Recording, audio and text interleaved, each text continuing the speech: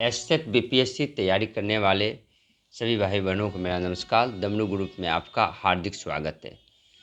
पहला सवाल जो कल हम टेस्ट लिए थे उसका पहला सवाल, मानव रक्त में पाए जाने मुक्त रक्त समूह कितने हैं? तो बहुत ही सिंपल तक क्वेश्चन है। कितना है? 4 है, सभी लोग जानते हैं। चलिए, रक्त समूह को खोज किसने किया था? रक्त समूह को क्या विलियम हार्वे किया था, एलेक्जेंडर फ्लेमिंग किया था, कार्ल लैंडस्टीनल किया था या चार्ल्स डार्विन ने किया था?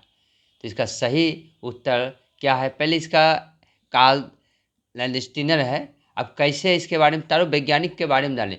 विलियम हार्वे किसके लिए जाने जाते हैं?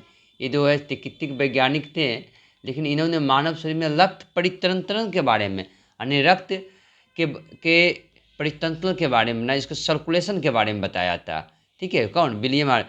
इन्होंने कहा था हृदय हृदय हृदय एक पंप की तरह कार्य करता है और रक्त पूरे शरीर में पंप करता है। ये रक्त ग्रुप की खोज नहीं किया था। हृदय यानी रक्त कैसे कैसे पूरे शरीर में वितरण होगा, परितरण होगा, इसके बारे में इन्होंने चलता किया था। तो ये तो हो नहीं सकता है। इनका मानना था कि दिगर रक्त का निर्माण करता और शरीर में इसका उपयोग होता है। उन्होंने हृदय के सिकुड़ने और फैलने से रक्त धमनियों में जाता है और फिर नसों के माध्यम से हृदय में वापस जाता है। ठीक, इससे पहले माना जाता था कि दिगर में रक्त का निर्माण होता है, लेकिन इन्होंने बताया नहीं, हृदय को सिकुड़ने और फैलने से रक्त के धमनियों में जाता है और फिर नसों के माध्यम में माता, यानी कि इन्हों के ये जो है रक्त के वितरण के बारे में बताया। एलेक्जेंडर फ्लेमिंग के बारे में देखिए, फ्लेमिंग साहब ने क्या बताया? इन्होंने बताया कि एक पेंसुलिन का आविष्कार किया था। ये भी रक्त के ग्रुप के बारे में भी नहीं बताया है। तो रक्त के ग्रुप आता है पेंसिलिन के बाद, इसीलिए इनको नोबेल पुरस्कार भी 1945 में मिला है। ठीक है। अब कार्ल लैंडस्टीनल आए, इन्होंने रक्त समूह के बारे में बताए। ठीक है, 1901 में इन्होंने खोज किए और ए बी इसके यानी और इनको भी इसके लिए 1930 में नोबेल पुरस्कार मिला है। ठीक है, तो मानव रक्त की खोज इन्होंने किए। कौन? कार्ल लैंडस्टीनल ने किए। इस पर चार्ल्स डार्विन के बारे में हम जानते हैं। इन्होंने विकासवाद के सिद्धांत दिया था। प्रकृति चयन करती तो प्रकृति के साथ संघर्ष करके रह पाता है, जीव रहता है, नहीं संघर्ष पाता, वो क्या होता है? विलुप्त हो जाता है। ये किसने बताए थे? डार्विन साहब ने बताए थे। ठीक है, तो इस प्रकार से इसका विकल्प सी हो जाएगा, कार्ल लैंडस्टीनल। चलिए, और रक्त समूह को क्या कहा जाता है? यानी कि यूनिवर्सल रिसिपिएंट कहा जाता है, यूनिवर्सल डोनर कहा जाता है, स्पेशल ग्रुप कहा जाता है, रेयर ग्रुप कहा जाता है। तो आप लोग सभी जानते हैं यूनिवर्सल डोनर ये सभी को रक्त दे सकता है। वो ग्रुप जो है सभी को दे सकता है, लेकिन लेगा किसका? वो का ही लेगा, देगा सबको। समझ गए? इसीलिए इसको यूनिवर्सल। अब ए बी रक्त तो क्या यूनिवर्सल रिसिप यानी सबका ले सकता है।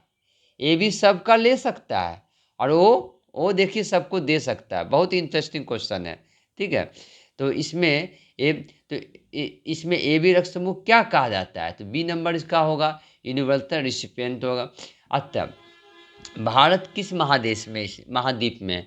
हम लोग जानते हैं 7 महादेश है, जिसमें हमारा महादेश कौन है? एशिया, सबसे बड़ा महादेश एशिया महादेश है। और सबसे छोटा कौन सा है? ऑस्ट्रेलिया है। तो इसमें भारत तो अपना एशिया में है, तो बी विकल्प बहुत साधारण। तो भारत का कुल क्षेत्रफल कितना है? देखिए, इसका कितना है, आपके दांत कितना है? जितने दांत है ना, 32 याद रखिएगा। समझ गए ना? 32 यानी 32.37 लाख वर्ग किलोमीटर, यानी इसका विकल्प कौन हो जाएगा? ए हो जाएगा। बहुत साधारण से क्वेश्चन था ये, सभी लोग बना लिए होंगे उम्मीद करता हूँ। और अगला क्वेश्चन है, भारत की ये स्थल सीमा की लंबाई कितना है? देखिए, यदि भारत की स्थल सीमा की लंबाई बोला यानी कितना होगा? 15,200 किलोमीटर। और तटीय रेखा मुख्य भूमि की कहता तो कुछ और आंसर आता, लेकिन बोला स्थल सीमा तो इसमें क्या आएगा? 15,200 किलोमीटर होगा, अर्थात विकल्प ए इसका आंसर होगा। चलिए, भारत की समुद्री सीमा कितनी है? यदि मुख्य भूमि कहता, समझ गए ना? यदि मुख्य भूमि तो 100 आता, लेकिन समुद्रीय तो आपको अंडमान निकोबार अमन ये शब्द भी जोड़ना पड़ेगा, तो कितना 7,516.6 किलोमीटर आ जाएगा। ठीक है, इसका विकल्प सी आ जाएगा। भारत में सबसे पहले आने वाली यूरोपीय कंपनी, बहुत ही हल्का क्वेश्चन है, बताइए।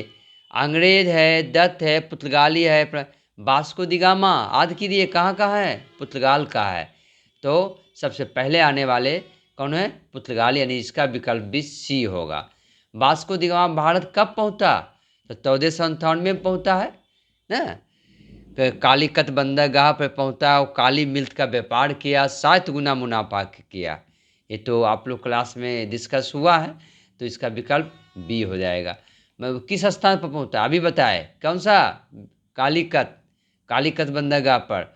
ठीक है, तो इसका विकल्प क्या हो जाएगा, इसका भी सी हो जाएगा। भारत में व्यापार करने वाली ब्रिटिश इंडिया कंपनी का स्थापना कब हुई, 1600 में आई और 1600 में कंपनी स्थापना कर लेता है।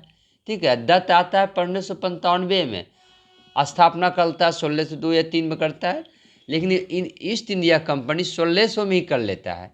इसका विकल्प ए होगा। ठीक है, परमाणु के केंद्र में क्या होता है, देखिए अब रसायन का क्वेश्चन है। परमाणु के केंद्र में देखिए 2 चीज़ होता है, प्रोटॉन होता है और न्यूट्रॉन होता है, जिसको हम लोग नाभिक कहते हैं, न्यूक्लियस कहते हैं।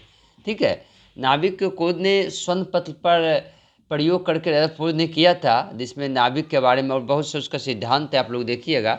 तो यहाँ पे उतना समय नहीं है, ऐसे जान लीजिए नाभिक में 2 ग्रह रहता है, कौन कौन, प्रोटॉन और न्यूट्रॉन। तो नाभिक प्रोटॉन तो अकेला हो जाएगा, न्यूट्रॉन का, लेकिन दोनों ने रहता है, इसीलिए इसका विकल्प सी होगा। या अगले सवाल की ओर चलते हैं, प्रोटॉन की खोज किसने किए थे। देखिए इस पर एक पद्धति है, ईथ पर नाथ, एगो याद कर लीजिएगा तो आप लोग को बड़ी सुविधा होगा। ईथ इलेक्ट्रॉन अतोते थम्सम। अब ईथ पर प से प्रोटॉन और र से रदरफोर्ड, यानी इसका डी हो जाएगा इसका विकल्प। देखिए ईथ पर नाथ, ना से क्या, ना से न्यूट्रॉन, ता से तैरबिक, तो प्रोटॉन का क्या जाएगा, रदरफोर्ड, यानी डी विकल्प होगा। ठीक है, न्यूट्रॉन का कौन कौन अभी बताए हैं, कौन होगा, तैरबिक होगा। इसके बाद परमाणु ऋण आवेश कण को क्या कहते हैं, देखिए याद रखिएगा, धन आवेश को प्रोटॉन कहते हैं, ऋण आवेश को इलेक्ट्रॉन कहते हैं, और जो उदासीन रहता है उसको न्यूट्रॉन कहते हैं। और हाइड्रोजन दिया है, देखिए हाइड्रोजन में न्यूट्रॉन रहता भी नहीं है। ठीक है, इलेक्ट्रॉन ऋण आवेश है। और आप लोग को बहुत बहुत धन्यवाद। यदि आप लोग को समझ में नहीं आए कमेंट कीजिएगा, और समझ में आए तो भी कमेंट कीजिएगा। धन्यवाद।